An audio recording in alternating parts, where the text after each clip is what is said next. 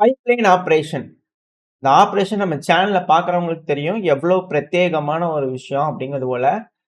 Bakhmut பகுதியிலேருந்து நம்ம பார்த்துருக்கிறோம். கடைசியா குப்பியான்ஸ்க்கு கூட பண்ணாங்க. அதுக்கு முன்னாடி கர்ஸ்க் கூட பண்ணாங்க. ரொம்ப பிரபலமாச்சு. பல ஆப்பரேஷன்ஸ் இந்த டனலிங் ஆப்பரேஷன்ஸ்லாம் வந்து பண்ணா பலது இந்த ரஷ்ய தரப்பு வந்து பண்ணியிருப்பாங்க. அத நம்ம பார்த்திருப்போம். இப்ப அதே போல ஒரு பைப்லைன் ஆப்பரேஷன் உக்ரைன் பண்ணியிருக்கிறாங்க. ஏதாவது பெருசா செஞ்சுட்டாங்களா ரஷ்யாக்கு எகெயின்ஸ்டா அப்படின்னா, ஆமா. ஆனா ரஷ்யாக்கு எகெயின்ஸ்டா இல்ல. உக்ரைனுக்கு எகெயின்ஸ்டாவே உக்ரைனியன்ஸ் பெருசா ஒரு பைப்லைன் ஆப்பரேஷன் பண்ணிட்டு இருந்துக்கிறாங்க. அட பாவத்த! இத்தன வருஷமா தெரியாம போச்சே! அப்படிங்கிறது போல, ஜிஆர்யூ இந்த இவங்க பார்டர் கார்ட்ஸ்லாம் இருப்பாங்க இல்லையா? உக்ரைனோட பார்டர் கார்ட்ஸ். அவங்கலாம் வந்து பார்த்தீங்கன்னா, ரொம்ப சோகத்துல வந்து பார்த்தீங்கன்னா இருக்காங்க. ஏன்னா, அவங்களுக்கு கிடைக்கக்கூடிய கமிஷன் போச்சே. ஏன் அப்படின்னா, உக்ரைன்ல இருக்கக்கூடிய ஒரு நபர், ஒரு 64 வயசு இருக்கக்கூடிய ஒரு நபர் இருக்கிறாரு. ஸோ, அவர் என்ன பண்ணிக்கிறாருன்னா, யாரெல்லாம் தப்பிக்கணும் அப்படிங்கிற போல நபர்கள்லாம் இருப்பாங்க இல்லையா? ஆண்கள். ஸோ, அவங்க எல்லாத்தையும் சேகரிச்சு பைப்லைன்ல ஆப்பரேஷன் கைவிடப்பட்ட பைப்லைன்ல வந்து பார்த்தீங்கன்னா, ரொமேனியா வழியா உக்ரைன்லருந்து தப்பிச்சு போறதுக்கு இத்தன வருஷமா வந்து பார்த்தீங்கன்னா, சேவைகள் செஞ்சுகிட்டு இருந்துக்கிறார். அதாவது இது எப்படி வருது அப்படின்னா, யூதர்கள வந்து பார்த்தீங்கன்னா, இனப்படுகொலை ஹிட்லர் பண்ணிட்டு இருந்தாரு அப்படிங்கும்போது, யூதர்கள வந்து எப்படிலாம் காப்பாத்துனாங்க அப்படிங்கிறதே ஒரு தனி வரலாறு. அது சிறப்புமிக்க ஒரு விஷயம். அந்த மாரி வந்து பண்ண இனப்படுகொலையிலருந்து காப்பாத்தியிருக்கிறாங்க. இப்படிலாம் கஷ்டப்பட்டு காப்பாத்துனாங்க. இப்படியெல்லாம் பண்ணாங்க அப்படிங்கிறத பல வகையான விஷயங்கள் இந்த காய்கறி இது, குப்பை இது இதுலலாம் வந்து பார்த்தா வண்டிலாம் ஏத்தி கொஞ்சம் கொஞ்சமா தப்பிக்க வச்சு குழந்தைங்கலாம் காப்பாத்துனாங்க அப்படின்லாம் பெரிய ஒரு வரலாறு அது. ஸோ அத விட பெரிய வரலாறு ஸ்லாவின மக்கள் எப்படி அரசாங்கம் இனப்படுகொலை செயல்லருந்து தப்பிச்சாங்க அப்படிங்கிறது போல, இதுக்கப்புறம் ஒரு வரலாறு எழுதப்படும். இந்த பிரச்சனை முடிஞ்சதுக்கு அப்புறம் இது போல பல விஷயங்கள் வரும். பார்டர் காட்ஸ் எத்தன ரகமா வந்து பார்த்தீங்கன்னா, தப்பிச்சு போயிருக்கிறாங்க உக்ரைனியன்ஸ் அப்படிங்கிறத வந்து பண்ண நம்ம பார்த்துக்கிட்டு இருக்கோம். ஸோ இப்ப அந்த வகையில ஒரு பைப்லைன் ஆப்பரேஷன் பண்ணி தப்பிச்சுக்கிறாங்க பாருங்க. ரஷ்யா முன்னாடி பைப்லைன் ஆப்பரேஷன் வந்து பகுதிகள பிடிச்சாங்கன்னா, உக்ரைனியன்ஸ் பைப்லைன் ஆப்பரேஷன் பண்ணி உக்ரைன விட்டு வெளிய ஓடிக்கிறாங்க. பெரிய ஹைலைட் இது. அது டிரான்ஸ்கார்பேத்தியன் பகுதி, அதாவது ரொமேனியாவுக்கு வந்து பார்த்தீங்கன்னா, தப்பிச்சு போயிடலாம் அப்படிங்கிற ட்ரை பண்ணி இத்தன வருஷமா பண்ணிட்டு இருக்கிறாங்க. 62 வயசுல இருக்கக்கூடிய ஒரு நபர, இப்ப எஸ்பியூ வந்து பார்த்தீங்கன்னா, கடைசியா வந்து பார்த்தீங்கன்னா, கண்டுபிடிச்சு அந்த நபர வந்து பண்ண புடிச்சுக்கிறாங்க.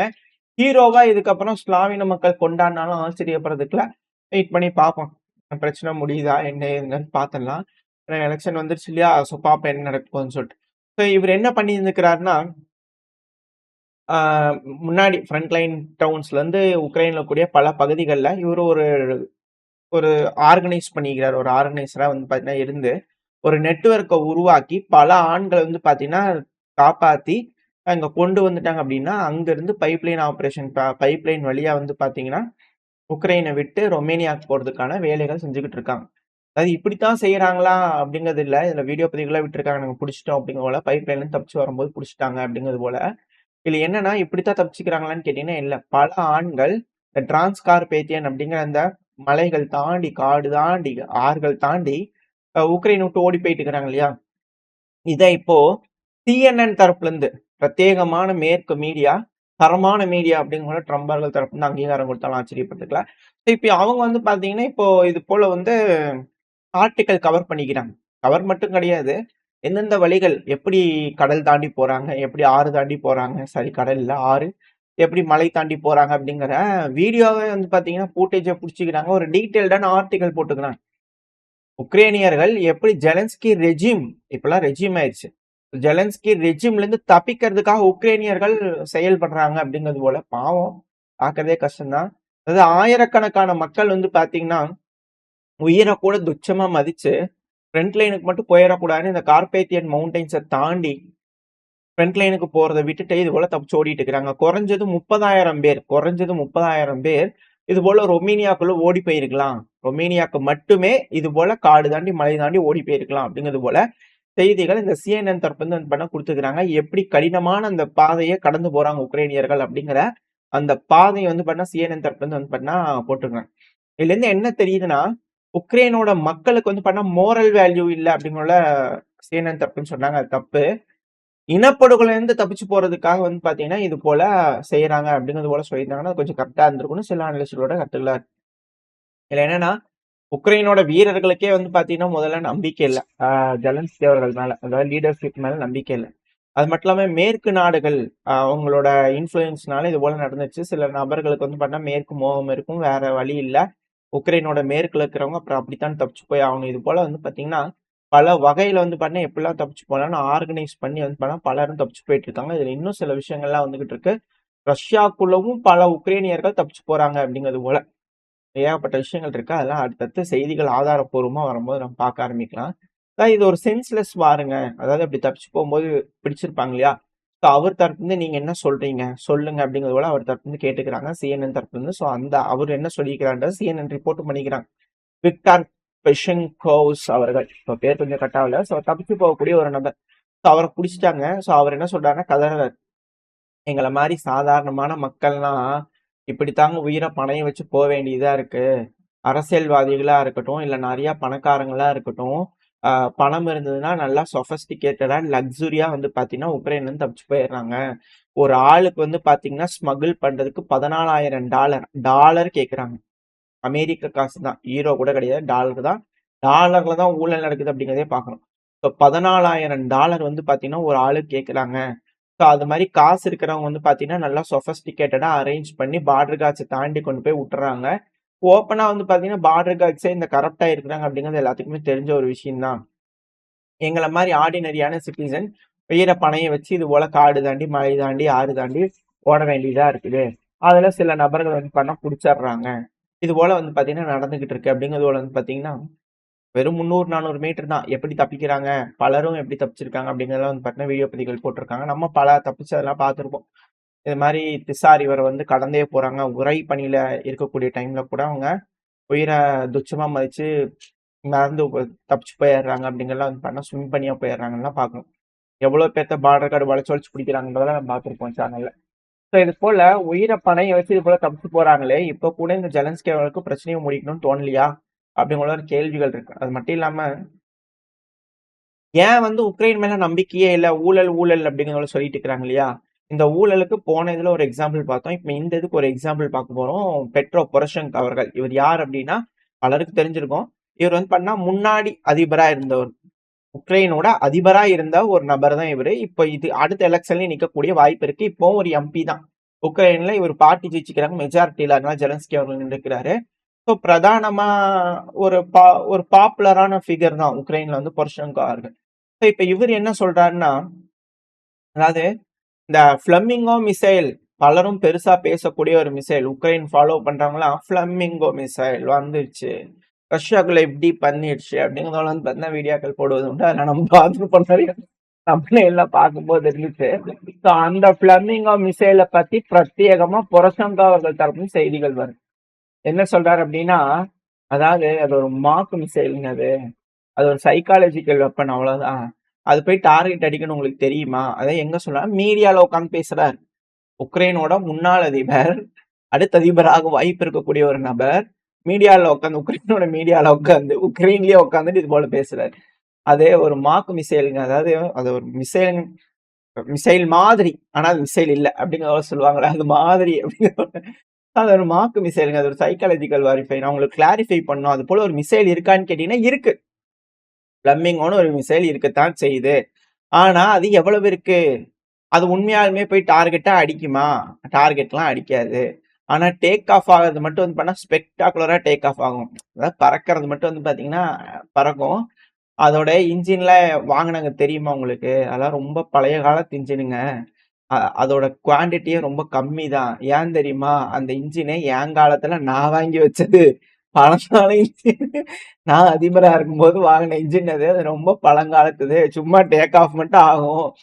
இன்னொன்னு தெரியுமா? அது ரொம்ப லிமிட்டடான குவான்டிட்டி தான் இருக்கு. எவ்வளோ இருக்குன்னு எனக்கு தெரியும். ஆனா சொல்ல முடியாது காரணத்தினால, செக்யூரிட்டி காரணத்தினால. ரொம்ப கம்மியா தான் இருக்கு. என் காலத்துல வாங்குனது தான். அது எனக்கு நல்லா தெரியும். அது மட்டும் இல்லாம, இந்த இது இருக்குல்ல, எக்ஸ்ப்ளோசிவ்ஸ் அதுவே ரொம்ப கம்மி தான். அந்த ஃப்ளமிங்கோக்குள்ள இருக்கக்கூடிய எக்ஸ்ப்ளோசிவ்ஸே கம்மி தான். அது மிசைல் மட்டும் டேக் ஆஃப் ஆகும், பறக்கும். ஆனா அது எங்க போய் விழுகும்? டார்கெட்ல போய் விழுகுமா? அது என்ன பண்ணும்? அப்படின்னா, அது ஒரு மிகப்பெரிய கேள்வி. இப்ப நான் உங்ககிட்ட சொல்றேன் பாருங்க. அந்த இது ரொம்ப ரொம்ப military secret. Top military secret. இந்த ஃப்ளமிங்கோ மிசைல் இருக்கு இல்லையா? நெப்டியூன் மிசைலோட டாண்டமா அதாவது 2 ஒரு சேர பறந்து போச்சுன்னா மட்டும் தான் பக்கத்து பக்கத்திலேயே ஒரு சேர பறந்து போச்சுன்னா மட்டும் தான் யூஸ்ஃபுல்லா இருக்கும். அதுவும் நெப்டியூன் தான் போய் இலக்க அட்டாக் பண்ணும். இந்த ஃப்ளெமிங்கோ வந்து இலக்க அட்டாக் பண்ணாது. அது சில முக்கியமான விஷயங்கள் இருக்கு. அத என்னால சொல்ல முடியாது. கிளியரான டேட்டா சொல்ல முடியாது. பட் ஆனா நெப்டியூன் தான் அட்டாக் பண்ணும். இது ஒரு சைக்காலஜிக்கல் எஃபெக்ட் அவ்வளோதான். சும்மா பறக்கும் அவ்வளோதான். மத்தபடி எதுவும் கிடையாது. இதெல்லாம் ஒரு வெப்பனே இல்ல அப்படிங்கிறதோட வந்து பார்த்தீங்கன்னா, பொரசன்கோவ வந்து பார்த்தீங்கன்னா, புட்டு புட்டு வச்சுக்கிட்டு இருக்காரு. ஏன்னா ஜெலன்ஸ்கி அவர்கள் இந்த மிசைல பத்தி பெருசா பேசினாரு. மிசைல் வந்துருச்சு, கீவ்ல பறக்குது. பல விஷயங்கள் நம்மளே நம்ம சேனல்ல பார்த்திருப்போம். ஸோ அந்த மிசைலோட வேலைகள் என்ன? ரொம்ப லிமிட்டட் குவான்டிட்டி. ஸோ அதனால தான் ரஷ்யாக்குள்ள பெருசா எதுவும் வந்து பார்த்தீங்கன்னா, இழப்புகள ஏற்படுத்துறதில்ல.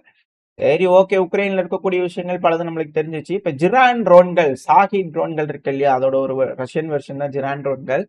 இந்த ஜிரான் ட்ரோன்கள்லாம் ரொம்ப தாழ்வா பறக்குதுங்க. அப்படிங்கும்போது இதையும் குற்றச்சாட்டுகளா வந்து பார்த்தீங்கன்னா, உக்ரைன் தரப்பு வந்து குடுக்க ஆரம்பிச்சிருக்காங்க. அதுக்கான காரணம் என்னன்னா, இது போல தாழ்வா பறக்கும்போது ஹெலிகாப்டர்னால வந்து பார்த்தீங்கன்னா, இன்டர்செப்ட் பண்ண முடியறதில்ல. ஏன்பா ஹெலிகாப்டர் பண்ணலைன்னா என்ன? அதான் அந்த ஆன்டி ஏர் கன்னர்ஸ் இருக்காங்க இல்லையா? நம்ம கூட ஒடசாப்பையில சுடுறதெல்லாம் நம்ம வீடியோ பதிவுகள் பார்த்தோம் இல்லையா? ஸோ அதுபோல சுடுவாங்கல்ல. அதனால ஈஸியா தாக்குதல் பண்ணிடலாம்ல. அத டவுன் பண்ணிடலாம்ல அப்படிங்கிற கேள்விகள் இருக்கு.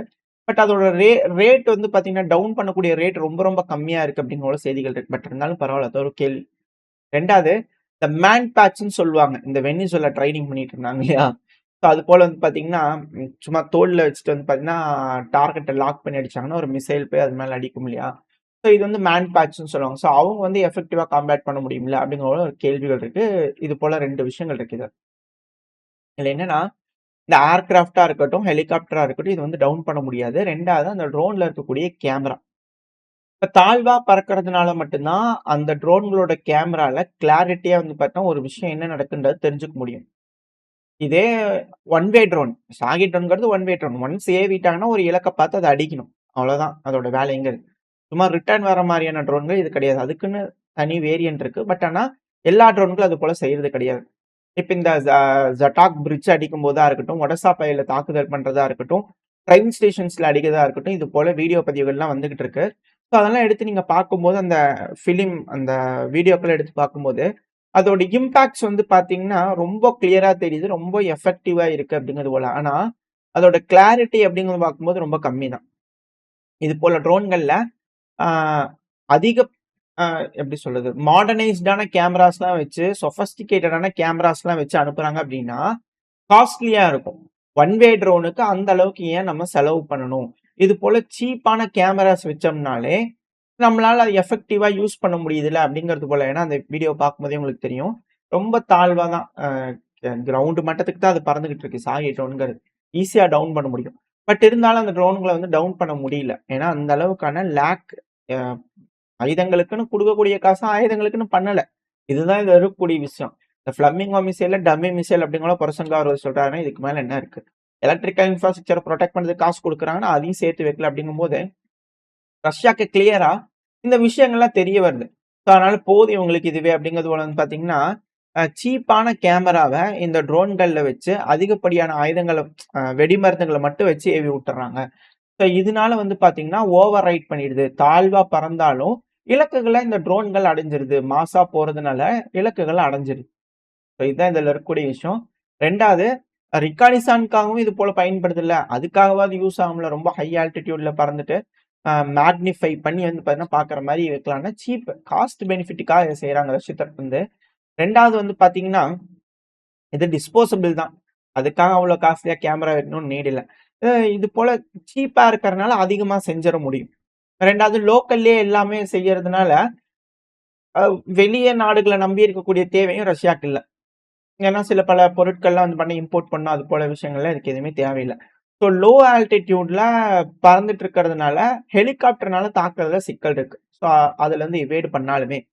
மேன் பேட்ச் ஒரு சிக்கல் தானே அப்படிங்கிற ஒரு கேள்வி வருது இல்லையா? இந்த மேன் பேட்ச் வந்து எப்படி இந்த ட்ரோன்கள் தப்பிக்குது அப்படின்னா, சமீபத்தில ரஷ்யாவோட அனாலிசிஸ் பொறுத்தவரைக்கும், இந்த மேன் பேட் குரூ இருப்பாங்க இல்லையா? அதிகப்படியா ஃப்ரண்ட் லைனுக்கு தேவைப்படுது அப்படிங்கிறதுனால, ஃபுல்லா ஃப்ரண்ட் லைனுக்கு கொண்டு போய்ட்டாங்க. ஸோ அதனால உக்ரைனோட அதாவது உக்ரைனோட பின்பகுதிகள்ல வந்து பார்த்தீங்கன்னா, இது போல மேன் பேட் குரூ ரொம்ப கம்மியா இருக்கிறதுனால, லேயர்டு டிஃபென்ஸ் சிஸ்டம் பாதிப்படைய ஆரம்பிக்குது.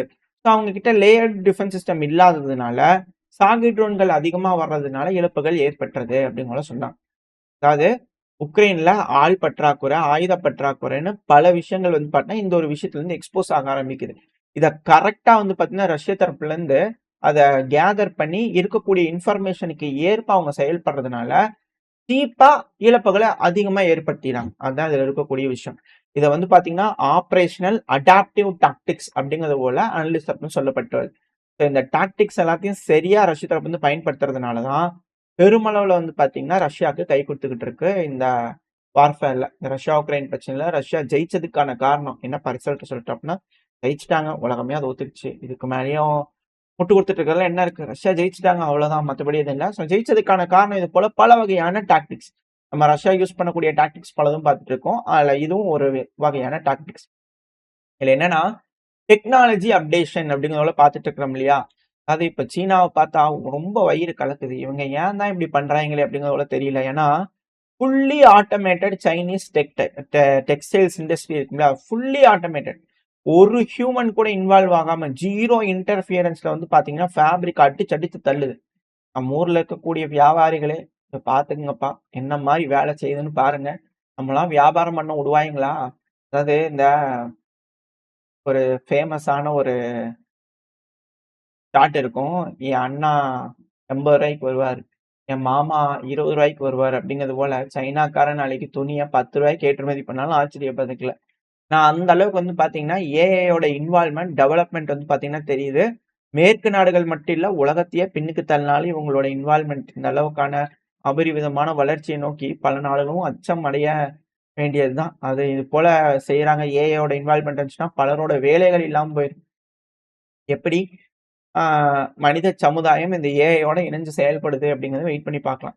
ஓரளவுக்கான தகவல்கள் வந்து பார்த்தீங்கன்னா, இந்த பதிவுல பார்த்துருப்போம்னு நெனைக்கிறேன். இதோட இந்த பதிவ நான் முடிச்சுக்கலாம். இந்த பதிவு எப்படி இருந்துச்சு உங்களுக்கு பிடிச்சிருக்கா? பிடிச்சுச்சுனா லைக் பண்ணிட்டு உங்க ஃப்ரெண்ட்ஸ் நம்மள ஷேர் பண்ணிக்கோங்க. அது கூடவே மறக்காம நம்ம சேனல் இன்னும் சப்ஸ்கிரைப் பண்ணலாம் மறக்காம சப்ஸ்கிரைப் பண்ணிக்கோங்க.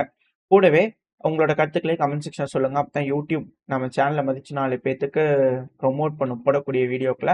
உங்களோட அன்பு ஆதரவு எனக்கு எப்ப இருக்கும்னு நம்பிக்கையில இந்த பதிவ நான் முடிச்சுக்கலாம். இந்த பதிவு நல்லா இருக்கும்னு நம்பிக்கை. அடுத்த பதிவுல சந்திக்கலாம். Stay safe. Bye by.